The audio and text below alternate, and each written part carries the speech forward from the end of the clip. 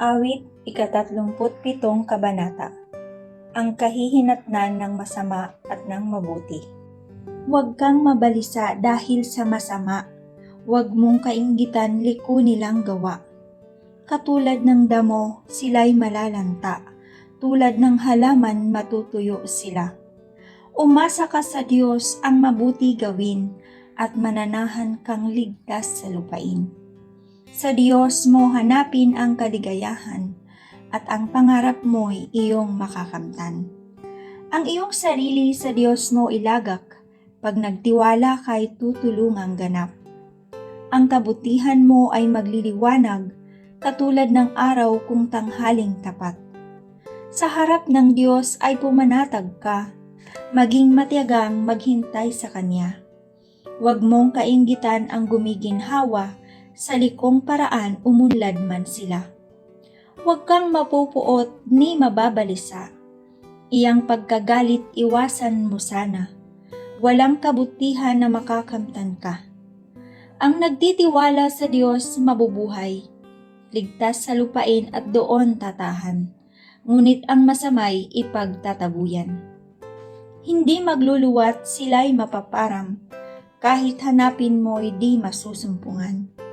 Ngunit ang maamo ay matitiwasay at magiging ganap ang kapayapaan. Ang taong masamay laban sa matuwid, napupuot siyang ngipi nagngangalit. Ang Diyos nagtatawa lamang sa masama, pagkat alam niyang ito'y mawawala. Taglay ng masamay pana at patalim, upang ang mahirap dustait patayin, at ang mabubuti naman ay lipulin. Ngunit sa sariling tabak mamamatay, pawang mawawasak pana nilang taglay. Kahit kakaunti ang salaping hawak ng taong matuwid pagkat naghihirap, mahalaga ito sa yamang santambak ng mga masama, buuin mang lahat. Pagkat ang masama'y papanghihinain, ngunit ang mabuti ay kakalingain. Iingatan ng Diyos yaong masunurin, ang lupang minanay di nababawiin. Kahit na sumapit ang paghihikahos, di mararanasan nila ang magdaho. Ngunit ang masamay pawang mamamatay, kaaway ng Diyos tiyak mapaparam. Tulad ng bulaklak at mga halaman, para silang usok na paiilan lang. Anumang hirami ng taong masama, di na ibabalik sa kaniyang kapwa. Ngunit ang matuwid na puso'y dakila, ang palad ay bukas at may pangunawa. Yaong mga taong pinagpala ng Diyos, ligtas sa lupain na kanyang kaloob. Ngunit ang sinuman na kanyang sumpain, sa lupain yaon ay palalayasin. Ang gabay ng tao sa kanyang paglakad, ay itong si Yahweh nang upang maligtas. Sa gawain niya ang Diyos nagagalak. Kahit na mabuwal siya ay babangon, pagkat ang alalay niya ay Panginoon. Matanda na ako't mulang pagkabata, sa tanang buhay ko'y walang nabalita, na sa taong tapat ang Diyos nagpabaya, o ang anak niya'y naging hampas lupa. Sa lahat ng oras bukas pa ang palad, sa pagkakaloob sa mga mahirap, kapalaran niya ang nagiging anak.